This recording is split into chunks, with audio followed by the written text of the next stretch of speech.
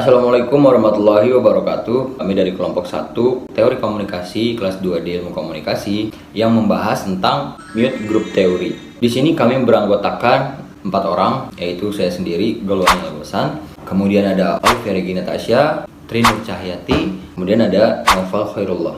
Baik, lanjut ke materi-materi yang akan dibahas oleh saya. Yang pertama, kita akan membahas tentang sejarah mute group teori. Teori kelompok bungkam berasal dari karya seorang antropolog sosial, yaitu Edwin Ardener dan Shirley Ardener, yang menyatakan bahwa kelompok yang menyusun bagian teratas dari urusan tingkat sosial menentukan suatu sistem komunikasi bagi budaya tersebut. Kelompok dengan kekuasaan yang lebih rendah seperti wanita, kaum miskin, dan orang kulit berwarna harus belajar untuk bekerja dalam sistem komunikasi yang telah dikembangkan oleh kelompok dominan. Jadi, kelompok dominan di dalam teori kelompok bungkam inilah yang mendominasi atau memegang kekuasaan. Kelompok bungkam dianggap tidak pandai berbicara bahasa kelompok yang dominan. Pada dasarnya munculnya kelompok bungkam adalah disebabkan oleh tekanan dan tegasan dan tindasan terhadap suatu kelompok, baik dalam bentuk ras, gender, pekerjaan, dan lain-lain, atau di mana suatu kelompok itu sulit menyampaikan gagasan atau ide-ide mereka. Mereka merasa dikecilkan di antara kelompok dominan. Adanya tekanan dari kelompok dominan kepada kelompok minoritas dan adanya perbedaan persepsi dominasi terhadap suatu kelompok itu semua menjadi penyebab mengapa adanya kelompok bungkam itu sendiri. Yang kedua, di sini ada konsep dasar mute group teori. Kelompok dengan kekuasaan lebih rendah seperti perempuan, kaum miskin, orang berkulit warna harus bekerja dalam sistem komunikasi yang sedang dikembangkan oleh kelompok dominan. Dikutip dari jurnal Fakultas Ilmu Komunikasi Universitas Tarumanegara dengan judul Perlawanan Mahasiswi Bercadar sebagai Kelompok Bungkam yang ditulis oleh Bu Suzy S. Azhari dan Ama Shafira 2020. Terdapat asumsi atau dasar pemikiran pusat dari teori kelompok bungkam, yaitu anggota kelompok yang lebih rendah.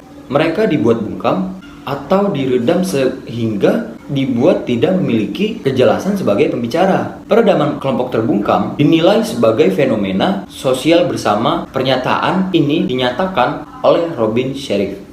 Kemudian yang ketiga ada beberapa metode yang menghasilkan pembungkaman, antara lain pertama ada mengejek. Mengejek dalam kasus ini perempuan seringkali dijadikan bahan bercandaan atau ejekan oleh laki-laki. Seringkali perempuan dianggap remeh oleh laki-laki karena masih berpikir bahwa perempuan merupakan sosok yang lemah atau tidak berdaya. 2. Adanya pengendalian. Dalam poin ini banyak peneliti yang menyatakan bahwa laki-laki lebih banyak mengambil keputusan dan menjadikan perempuan sebagai bayangan, di mana suara dari seorang perempuan tidak terlalu dijadikan pertimbangan karena laki-laki ini berpikir bahwa perempuan menyelesaikan masalah menggunakan perasaan, sedangkan laki-laki dalam menyelesaikan masalah, permasalahan mereka lebih menggunakan logika. 3. Adanya gangguan dan pelecehan. Pelecehan sering terjadi dari dulu hingga saat ini. Pelecehan yang sering terjadi ini adalah pelecehan seksual kepada perempuan.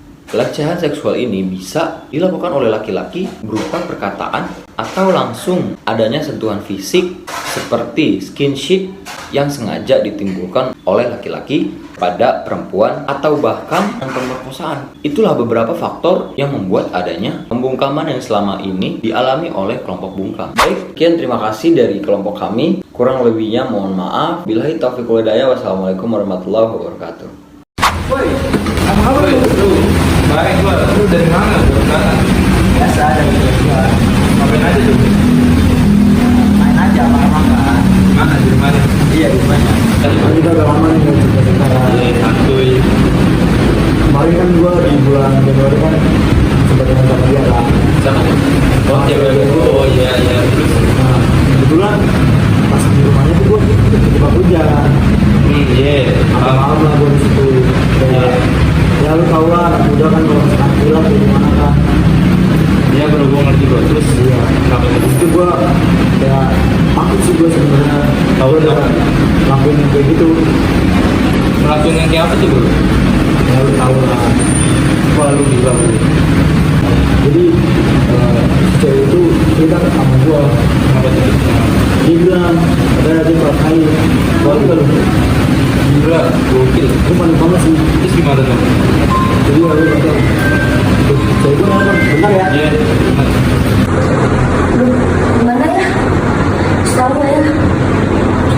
Setahu, mana kasih tahu aja. Halo sayang, gimana nih? Aku udah tes. Saya positif, gimana dong? Pokoknya kamu harus tanggung jawab. Seriusan? Yang, lu jangan tinggalin aku. Gue juga bingung kalau kayak gitu. Gue nggak mau ya kalau sampai anak itu tuh lahir. Kok kamu sudah tidur sih sama aku? Kalau udah lahir lagi gimana? Gugurin aja lah. Kan banyak cara gugurin. Aku gak nyangka ya kamu punya pikiran sejahat itu. Gue nggak mau tahu ya. Pokoknya ini jangan sampai lu cerita-ceritain ke siapa-siapa. Kalau misalkan aku tahu gimana? Udah lah, gue sibuk lah. Ah, brengsek.